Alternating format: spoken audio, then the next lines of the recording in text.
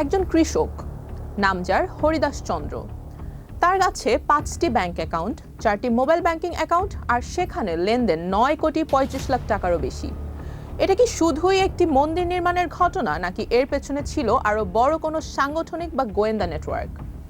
আর সেই প্রশ্নের উত্তর খুঁজতেই আজকের টাইমস ইনভেস্টিগেশনের কেন্দ্রবিন্দুতে থাকছেন গাইবান্ধার সেই হরিদাস চন্দ্র। সাথে আছি আমি রুবাইয়া জান্নাত। গাইবান্ধার পলাশবাড়িতে 81 ফুট উচ্চতার একটি রাম মূর্তি নির্মাণের ঘোষণা কয়েক মাস ধরেই আলোচনায় ছিল। কেউ এটিকে ধর্মীয় উদ্যোগ বলেছেন, কেউ আবার প্রশ্ন তুলেছেন জমির বৈধতা, অর্থের উৎস এবং প্রকল্পের উদ্দেশ্য নিয়ে।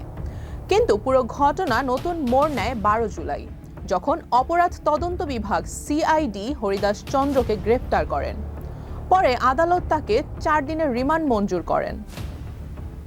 আর এরপরই একে একে সামনে আসতে শুরু করে বেশ কিছু গুরুত্বপূর্ণ তথ্য।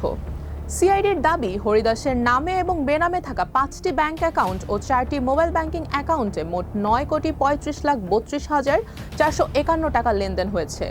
তদন্তকারী সংস্থার ভাষ্য, এই বিপুল অর্থের বৈধ উৎসের ব্যাখ্যা তিনি দিতে পারেননি।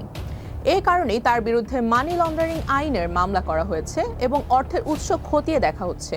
তবে এখানে এই বিষয়টি একপাক্ষিক নয়। হরিদাসের আইনজীবীর দাবি ভিন্ন। আদালতে তিনি বলেছেন, এই অর্থ বিদেশ থেকে অবৈধভাবে আসেনি কিংবা বিদেশে পাচারও করা হয়নি। তার দাবি, দেশের বিভিন্ন প্রান্তের ভক্তরা মন্দির নির্মাণের জন্য অনুদান দিয়েছেন।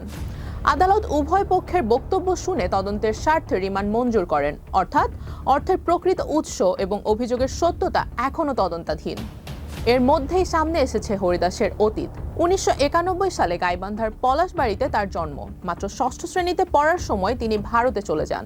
সেখানে তার কয়েকজন ভাই দীর্ঘদিন ধরে বসবাস করেন। পরে 2010 সালে দেশে ফিরে তিনি ঢাকার উত্তরায় এসি মেকানিক হিসেবে কাজ শুরু করেন। এরপর 2019 সালে তিনি ইসলাম ধর্ম গ্রহণ করে নিজের নাম পরিবর্তন করে তৌহিদ ইসলাম রাখেন। একই বছরে একটি মুসলিম পরিবারে বিয়েও করেন।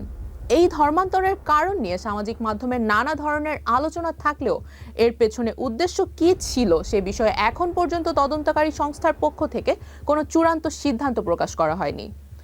তাই এ নিয়ে নিশ্চিত মন্তব্য করার সুযোগও নেই। তদন্তে আরও উঠে এসেছে, তিনি বিভিন্ন সময়ে নিজেকে প্রভাবশালী ব্যক্তিদের ঘনিষ্ঠ বলে পরিচয় দিতেন। এমনকি সাবেক প্রধানমন্ত্রী শেখ হাসিনার প্রোটোকল অফিসার পরিচয় দেওয়ার অভিযোগও রয়েছে তার বিরুদ্ধে। বিভিন্ন নেতার সঙ্গে সম্পাদিত ছবি ব্যবহার করে প্রভাব খাটানো, চাকরি, বদলি ও টেন্ডারের আশ্বাস দিয়ে অর্থ নেওয়ার অভিযোগও তদন্তে উঠে এসেছে। উল্লেখ্য, 2018 সালেও প্রতারণার একটি মামলায় র্যাব তাকে গ্রেপ্তার করেছিল। পরে তিনি জামিনে মুক্তি পান। এখন আসা যাক সবচেয়ে আলোচিত বিষয়টিতে, রাম মূর্তি নির্মাণ। স্থানীয়দের একটি অংশের অভিযোগ, এত বড় স্থাপনা নির্মাণের জন্য ব্যবহৃত জমির বৈধতা নিয়ে প্রশ্ন রয়েছে।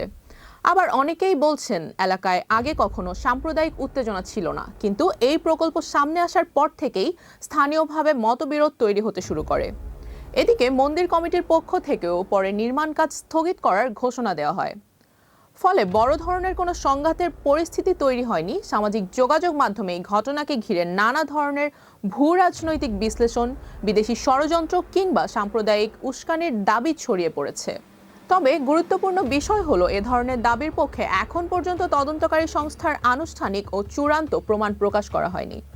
তাই এগুলোকে নিশ্চিত তথ্য হিসেবে নয়, বরং বিভিন্ন মহলের দাবি বা বিশ্লেষণ হিসেবেই দেখা উচিত।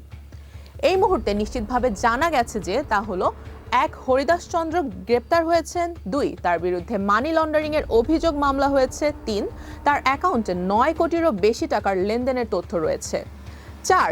তিনি সেই অর্থের বৈধ উৎসের সন্তোষজনক ব্যাখ্যা দিতে পারেননি বলে সিআইডি জানিয়েছে। আর 5 নম্বর, পুরো বিষয়টি এখনো তদন্তাধীন। তদন্ত শেষ না হওয়া পর্যন্ত আদালতের রায়ের আগেই কাউকে দোষী বা নির্দোষ বলা আইনগতভাবে সঠিক নয়। সব মিলিয়ে এটি এখন শুধু একটি মন্দির নির্মাণের গল্প নয়, এটি আর্থিক লেনদেন, পরিচয়, প্রতারণার অভিযোগ এবং আইনগত তদন্ত সবকিছু মিলিয়ে একটি বহুমাত্রিক ঘটনা। এখন দেখার বিষয়, রিমান্ডের জিজ্ঞাসাবাদ শেষে তদন্তে আর কি কি তথ্য বেরিয়ে আসে। 9 কোটি টাকার প্রকৃত উৎস কি, এই অর্থের সঙ্গে কারা জড়িত, আর অভিযোগগুলো শেষ পর্যন্ত আদালতে কতটা প্রমাণিত হয়।